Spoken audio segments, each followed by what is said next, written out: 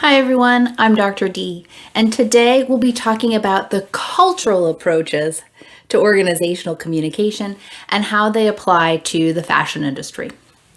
So in this video, I'm actually going to talk about both the prescriptive and the descriptive versions of the cultural approach. We're going to start by talking about how they're similar and how they're different. Then we'll move on to talking about the key issues that exist in both versions of the cultural approach. And finally, we'll apply this cultural approach to the fashion industry. The prescriptive approach tells organizations what to do. A prescription, by definition, is kind of an order or a direction that tells you what it is that you're supposed to do. So the prescriptive version of the cultural approach to organizational communication is basically a way of looking at organizations that tells us, here's how to do it. Here's how to do it right. It's a direction. And that is pretty similar to the traditional approaches that we were looking at. Those traditional approaches being the classical, the human relations, and the human resources approaches. The descriptive version of the cultural approach to organizational communication is a little bit different in that instead of telling people what to do and potentially offering a judgment, it's really about observing and describing the situation as it is. So it's not about telling organizations, here's how to do culture correctly. It's more about a framework to help researchers and people in the industry to observe all of the important aspects of an organization's culture. So if I want to know what an organization's culture is, what do I need to look for? That's what the descriptive version of the cultural approach to organizational communication does. And in that way, it's very similar to the systems approach to organizational communication.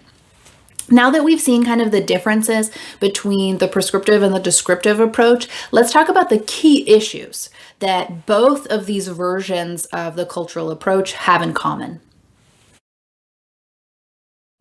So let's start with Deal and Kennedy. They argue that when you're looking at an organizational culture, you should be looking at things like values and beliefs. You should be looking towards the heroes or leaders and their implied values and beliefs. You should be looking at the rites and rituals, which are how values and beliefs get translated into practice. And you should be looking at the communication system, which both reflects and reinforces the values and beliefs. You seeing a theme here? It's about values and beliefs. And we'll even take that a step further. It's about values and beliefs and how those get translated into practice. With Peters and Waterman's theory, it's a little bit less obvious that how values and beliefs are incorporated in their theory. But if you take a step back and really take a look at what they're arguing for, they're saying that organizations should value people more than bureaucratic procedures. So again, it's about values and how those values get translated into practice. Finally, when we're talking about the descriptive approaches, I'm really going to use Shine's definition as kind of the central metaphor that most of these kind of more descriptive versions of organizational cultures are using. And that's that culture is based in kind of three levels. We have the nugget, the core of basic assumptions, which are essentially beliefs, which then get translated into the next layer of the onion, which are values. And then the next layer are those artifacts. And artifacts are really just the way in which those assumptions get translated into values and values get translated into practice. It's the visible stuff that we can see in an organization. How do people dress? How do people communicate? How is it that everyday interactions or everyday work gets done? Those are the artifacts, and they are themselves reflective of the beliefs and the values.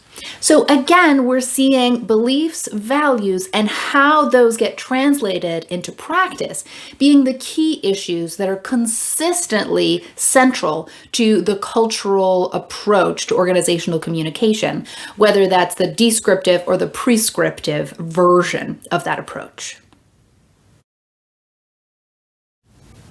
So if values and beliefs are at the core of organizational cultures, what are the values and beliefs of the fashion industry? One of the values that I seem to get out of this is that fast fashion corporations value profit over just about anything, right? Money over everything, if you will.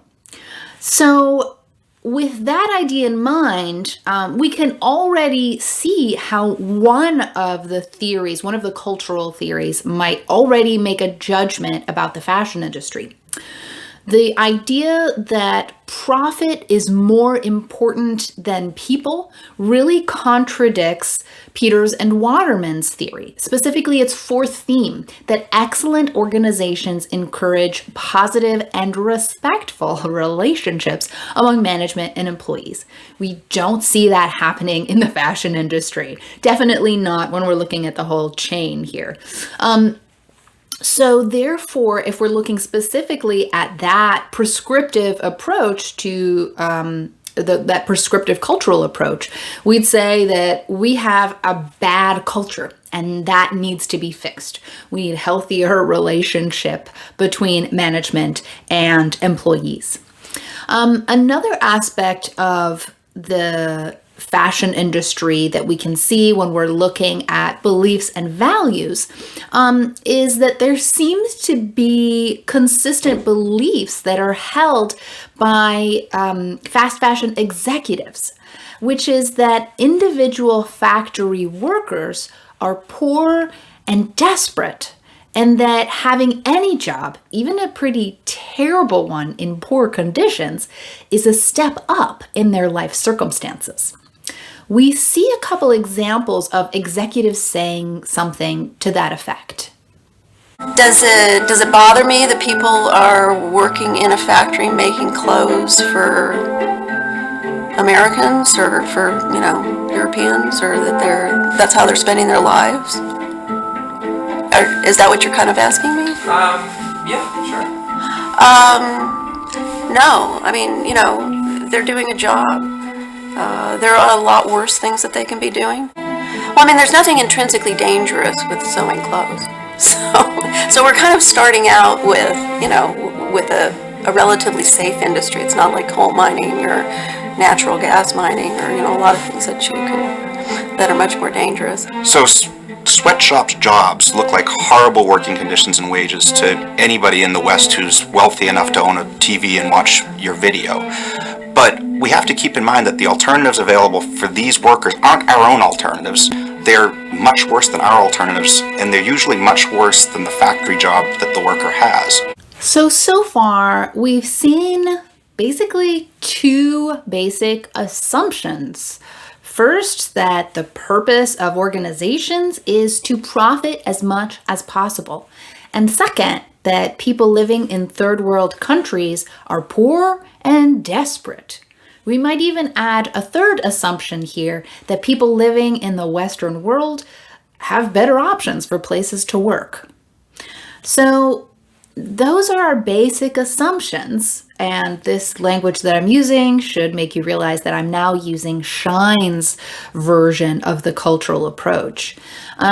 So those basic assumptions might be translated into some values, something like that fast fashion organizations value profit more than worker safety, and that fast fashion corporations are going to prioritize profit for the stockholders and the fast fashion executives over wages for factory workers and retail workers.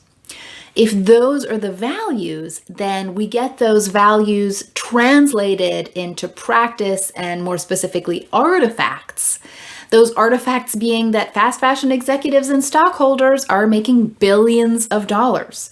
Artifacts like fast fashion factory workers get extremely low wages and work in horrible conditions. And even possibly artifacts like retail employees get minimum wage and decently safe working conditions. After all, they're not destitute, they have other options. So this is how Shine's version of the cultural approach to organizational communication would diagnose the fashion industry. You'll see that there's no conclusion that this culture is bad. Instead, we have a description of the culture. What are the artifacts? What are the values? What are the assumptions, right? That's what the culture is.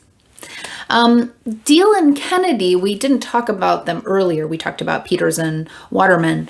Deal and Kennedy would probably point out that the fast fashion executives and the factory workers have very different values and beliefs.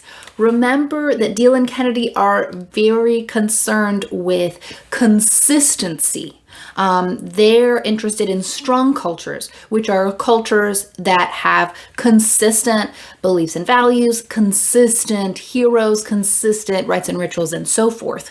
And what they would argue here is that we have very inconsistent beliefs and values, with the fast fashion executives believing that people who are working in the factories are probably not very important and are poor and desperate, and people working in those factories considering themselves people and worthy of a living wage.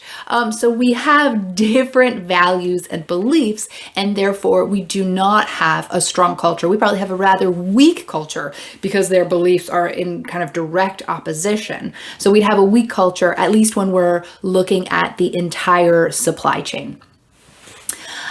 So hopefully you've noticed that both of the prescriptive approaches basically say that the culture of the fashion industry is bad. That is because those prescriptive approaches tell organizations how to do culture correctly.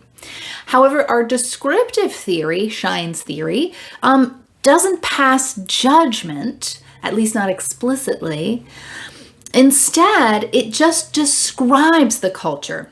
You can then come up with your own conclusions about the industry based on this culture.